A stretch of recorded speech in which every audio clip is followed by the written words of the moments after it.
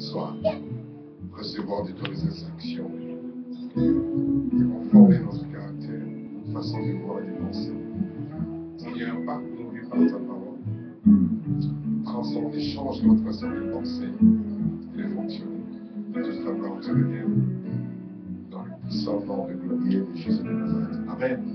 Vraiment le Seigneur Jésus-Christ. Merci au nom de Dieu tout seul. Je vais vous asseoir dans sa présence. Que le Seigneur soit béni. J'ai l'impression aussi que nous avons notre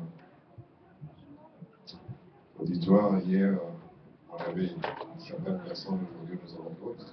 C'est bien. Nous prions que tout le monde soit là, amen. Que nous puissions recevoir l'impact de Dieu. Dis à ton voisin, je suis à la bonne place. Au bon moment. Amen. Vous savez, il y a une histoire dans la Bible que je passionne. Qui me passionne, pardon, souvent. Qui me passionne beaucoup, l'histoire de la femme syrophénicienne. Cette femme a reçu la guérison de sa fille parce qu'elle était au bon endroit, au bon moment, elle avait rencontré la bonne personne. Vous savez qu'une seule rencontre dans votre vie peut changer votre vie de manière positive ou négative. Et une rencontre mauvaise peut changer toutes les années futures de votre vie si cette rencontre était mauvaise. En une seule rencontre peut affecter votre avenir d'une bonne manière. Une seule rencontre peut affecter votre avenir d'une mauvaise manière. Amen. Il faut être au bon moment, au bon endroit pour rencontrer la bonne personne. J'ai rencontré des femmes qui m'ont dit, depuis les jours où j'ai rencontré cet homme-là, ma vie. Ça veut dire que j'ai dit non. Une seule rencontre a détruit toute votre jeunesse et votre futur. Je crois, il est très important pour vous de savoir que les rencontres comme ça ne se font pas au hasard. Ce sont des rencontres divines dont nous devons prendre au sérieux à cœur pour que nous puissions impacter et transformer. Amen. Okay. Alors, sans plus tarder, je ne vais pas monopoliser la parole parce que nous voulons recevoir de la part du Seigneur. Nous avons des livres dont je vais en parler après. Parce que je suis très, très, très touché. Et surtout les sujets qui sont abordés sont très, très intéressants. Et je pense qu'avant de partir, tout un chacun pourra l'avoir pour sa bibliothèque et sa librairie. C'est très important de pouvoir se cultiver et se développer. L'un des sujets qui nous amène à l'épanouissement, c'est l'information. L'information vient par là. C'est la clé pour le développement personnel et pour la bénédiction et la prospérité de notre vie. Quand vous vous enseignez, vous cultivez, vous êtes en train de progresser. La mémoire est comme une plastique qui s'étend à chaque fois. Vous avez vu le disque dur d'un ordinateur a été créé par rapport à la mémoire d'un homme. Notre capacité à mémoriser et à pouvoir garder des choses est beaucoup plus élastique qu'un disque dur qui bègue à chaque moment. Nos mémoires ne sont pas à bégayer. Amen. Plus vous mettez les informations, plus elles s'élargissent. Alors, sans plus tarder, nous allons recevoir le prophète Élie. Comme je vous ai dit hier, ce n'est pas quelqu'un que j'ai rencontré dans la rue. Nous avons cheminé ensemble depuis que je suis en Europe. Ça fait plus de 20 ans que nous sommes ensemble. Partout où j'ai été, il a été. Il a toujours été au commencement de ce que je fais. Je bénis Dieu parce qu'il est là au commencement. Nous avons toujours commencé ensemble et nous terminons toujours ensemble. Donc, que les Seigneurs soient bénis. Sans plus tard, nous allons recevoir. Et sois-en sûr que ce soir, ta vie sera impactée. Dis à ton voisin, ta vie sera impactée. Nous allons mettre debout, nous allons accueillir, nous allons recevoir dans le nom de Jésus de Nazareth. Alléluia, comment le Seigneur Jésus.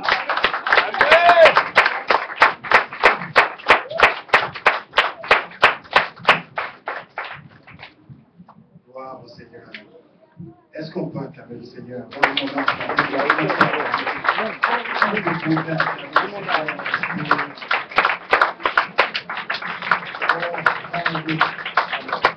Gloire au Seigneur. Comme vous le savez, c'est une conférence, n'est-ce pas? Et croyez-moi, si ce n'était pas cela, parce que je suis rentré hier à 4 h du matin, il fallait encore se préparer pour venir partager avec vous la parole de Dieu. Et je remercie le Seigneur parce que nous avons passé un moment formidable dans la présence du Seigneur. Amen. Prenez place, s'il vous plaît. Alléluia. Alors, avant de rentrer dans le vif de mon message, nous allons prendre le périphérique, n'est-ce pas? Si vous prenez le périphérique, il y a, à chaque périphérique, il y a une porte de sortie.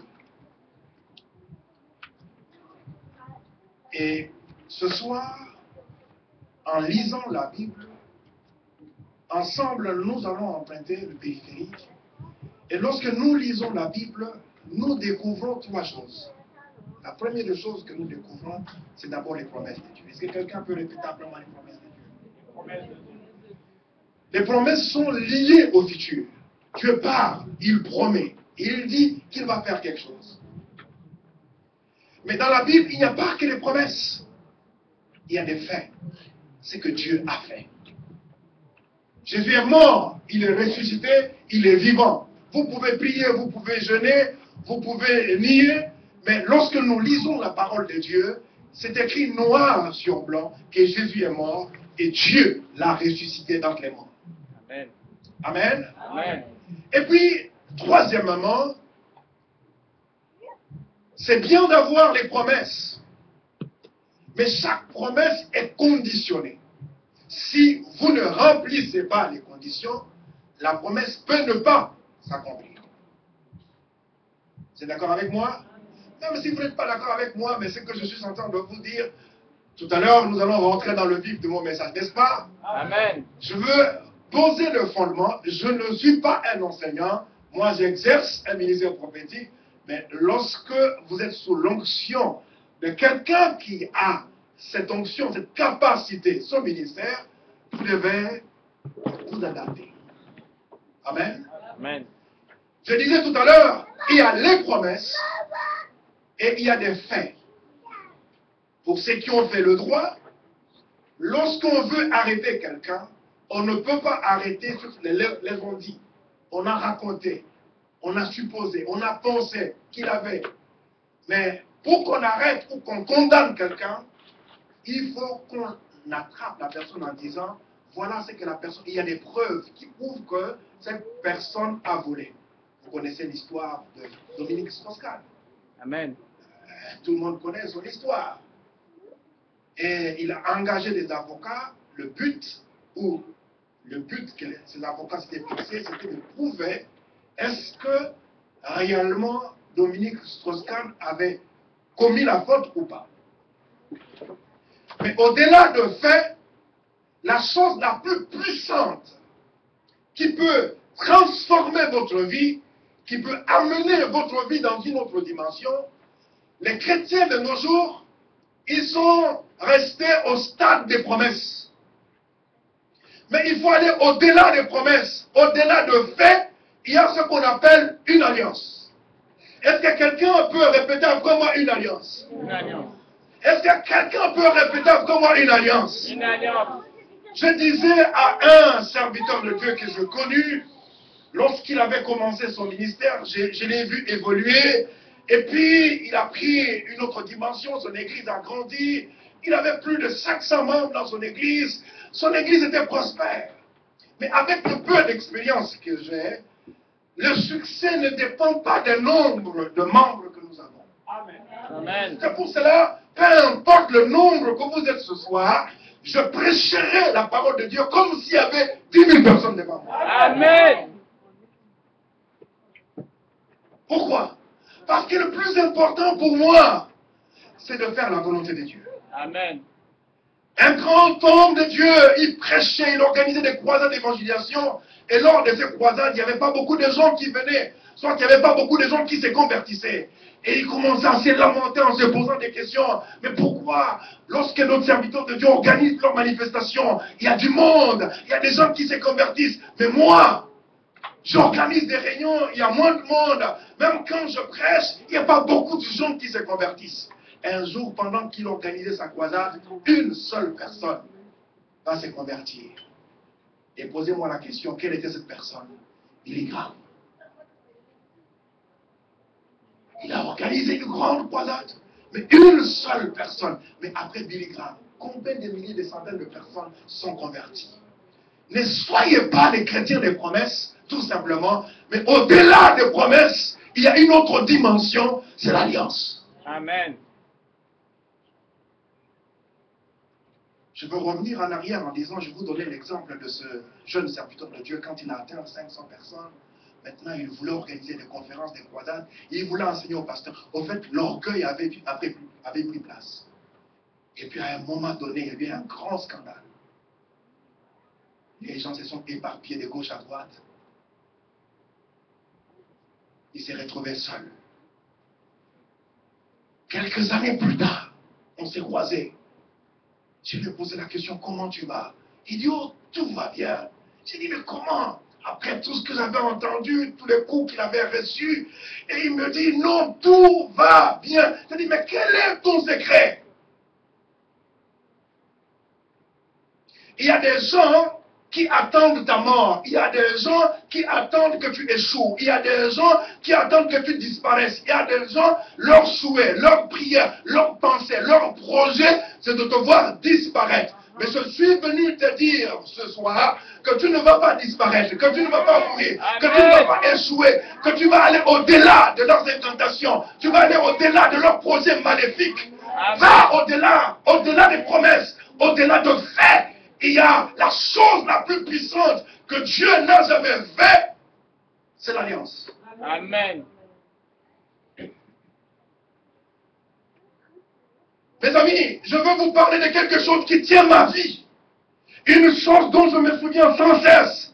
Lorsque je traverse des difficultés dans ma vie, quand j'ai un problème de santé, problème avec mes enfants, quand les diables s'acharnent sur ma vie, quand des problèmes me tombent dessus de toutes parts, quand mon âme est abattue, quand mon esprit est dans la confusion, quand je perds mon assurance, car cela m'arrive.